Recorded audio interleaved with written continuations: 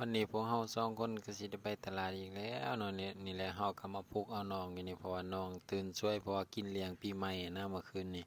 หลังจากนี้เฮาก็ออกมาขึ้นรถช่องแถวหรือว่ารถสีส้มไกลๆนี่ละมาฮอดตลาดเฮาก็พาเข้าไปตลาดเลยเนาะเพราะยานมันช่วยมันสายหั่นนะนี่ก็11 โมงเกือบเที่ยงแล้วมาร้านนี้แล้วเฮาบ่ได้ไปมหาไซเฮาก็เลยมาซื้อเอาอยู่ตลาดลาวนี่ราคาก็แพงแน่หั่นแหละเสียจะได้เฮาบ่ได้ไปเนาะเพราะว่าเฮาซื้อแค่นิดหน่อยหั่นนะซื้อบ่หลวงบ่หลายปานใดก็เลยเอาส่ำนี้ล่ะหลังจากนี้เขาก็เข้ามาข้างในแล้ว